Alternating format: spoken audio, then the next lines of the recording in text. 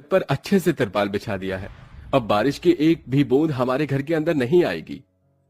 अनुज अपनी फूस की बनी हुई छत पर अच्छे से तिरपाल बिछाकर उतर जाता है और अब पूरा परिवार बेफिक्र होकर सोने चला जाता है। लेकिन जैसे ही रात होती है तो अचानक तेज आंधी तूफान के साथ बारिश शुरू हो जाती है, जिसके चलते छत पर बिछा हुआ तिरपाल उड़ जाता है और अब बारिश की वजह से छत से टप टप करके पानी टपकने लगता है।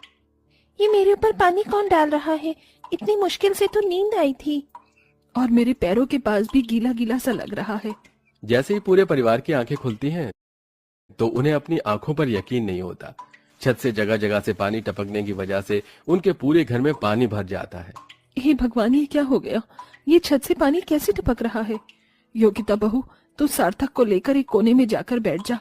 ऐसी हालत में तेरा यूं पानी में रहना ठीक नहीं। 8 महीने की गर्भवती योगिता अपने 5 साल के बेटे सार्थक को लेकर घर के कोने में जाकर बैठ जाती है। वहीं सारा परिवार अब घर के बर्तनों में छत से टपक रहे पानी को इकट्ठा करता है और घर से पानी निकाल बाहर फेंकता है। माँ, कमर दर्द हो गई, लेकिन ये पानी तो खत्म ही नहीं हो रहा है और ना ही बारिश हो रही है। अगर ऐसे ही लगातार बारिश होती रही तो बाढ़ आने में ज्यादा समय नहीं लगेगा। लगातार तेज हो रही बारिश की वजह से सारा परिवार रात भर घर से पानी बाहर निकालता रहता है। अरे सारी रात तो पानी बाहर निकालने में चली गई, अब क्या ही सोएंगे। चलो काम पर चलते हैं। पिताजी, कल रात बारिश की वजह से घर में जो भी थोड़ा बहुत राशन बचा हुआ था वो सारा भीग गया। अब घर में कुछ भी खाने के लिए नहीं बचा है। न जाने भगवान ये बारिश का मौसम लाता ही क्यों है। हर साल हम सबको इस बारिश की वजह से कितनी परेशानी होती है और इस साल तो भाभी भी गर्भवती है। ये कहते हुए आशा की आंखों से दुख के आंसू झलकने लगते हैं, जिसके बाद अब कैलाश और अनुज अपनी मजदूरी के काम के लिए निकल जाते हैं। लेकिन रात भर लगातार तेज बारिश होने की वजह से उन्हें कहीं पर भी काम नहीं मिलता। अरे कहा ना एक बार, कोई काम नहीं है। बारिश की वजह से सारा सीमेंट मलबा सब खराब हो गया है, जाओ यहां से। पिताजी, यहाँ पर भी कोई काम नहीं है। अब हम क्या करें? घर में राशन का एक भी दाना नहीं है। सब कल रात से भूखे हैं। सबसे ज्यादा फिक्र तो मुझे बहू और सार्थक की होती है। अरे अभी सार्थक छोटा है और बहू भी गर्भवती है। ऐसी हालत में वो दोनों कैसे अपनी भूख को संभालेंगे? कैलाश अनुज काम न मिलने की वजह से परेशान होकर घर लौट रहे होते हैं कि तभी रास्ते में उन्हें एक बोरे ढोने का काम मिलता है। दोनों बाप बेटे बोरे ढोकर 50 रुपए कमाते हैं, जिससे वो थोड़ा बहुत खाना पीने का सामान घर लेकर जाते हैं। सभी लोग अब खाना खाने के लिए बैठते ही हैं कि तभी फिर से उनकी छत से पानी टपकने लगता है। माँ देखो ना, इस बारिश की वजह से मेरी सारी रोटी गीली हो गई। सब्जी में भी कितना सारा पानी आ गया। इस बारिश में तो हमें भूखा ही मार डाला। लगातार पानी टपकने की वजह से खाना खराब होने के साथ साथ घर में फिर से पानी भर जाता है, जिसके बाद अब पूरा परिवार फिर से घर से पानी बाहर निकालने लगता है। हर दिन लगातार बारिश की वजह से गांव के कई हिस्से में भी पानी भर जाता है, जिससे अब अनुज और कैलाश को काम मिलना बिल्कुल बंद हो जाता है। माँ जी, पेट में बहुत दर्द हो रहा है। ऐसा लग रहा है जैसे उल्टी आने वाली है। जैसे तेरी हालत है, तुझे बिल्कुल भी खाली पेट नहीं रहना चाहिए।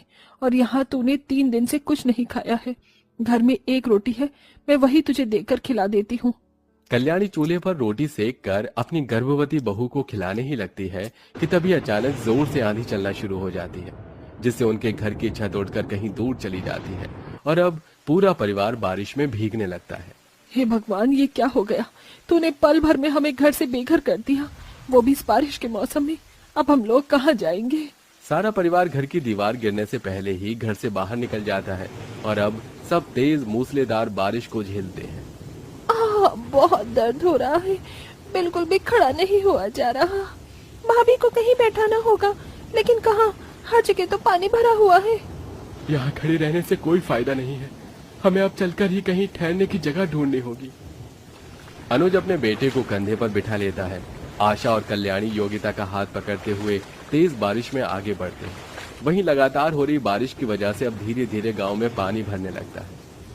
मामा देखो, अब बारिश का पानी आपके घुटनों तक आ गया है। मैं तो इतनी सी पानी में भी डूब जाऊंगा। जब तक मैं जिंदा हूँ तुझे डूबने नहीं दूंगा बेटा। सारे परिवार कई घंटे तक पैदल चलता है, लेकिन उन्हें कहीं पर भी ठहरने की जगह नहीं मिलती। साथ ही अब घुटनों तक का पानी सबके पेट तक पहुंच जाता है। बाढ़ का पानी तो काफी ऊपर तक बढ़ चुका है। कहीं अब हम सब लोग डूब न जाएं। अगर मेरे बच्चे को कुछ हो गया तो मैं क्या करूंगी? भाभी आप ऐसे रोइए मत। देखिए वो पेड़ कितनी ऊंचाई पर है, वहाँ बाढ़ का पानी नहीं गया है। हम सब लोग उस पेड़ के नीचे जाकर बैठ जाते हैं। सारा परिवार बारिश और बाढ़ के पानी से बचने के लिए उस पेड़ के पास जा ही रहा होता है कि तभी अचानक आसमान से बिजली कड़कती है, जो सीधा उस पेड़ पर जा गिरती है और देखते ही देखते उस पेड़ के 2 टुकड़े हो जाते हैं। ये क्या हुआ? अच्छा हुआ हम उस पेड़ से ज्यादा करीब नहीं गए, वरना हम सब लोग उसी बिजली की वजह से मर जाते।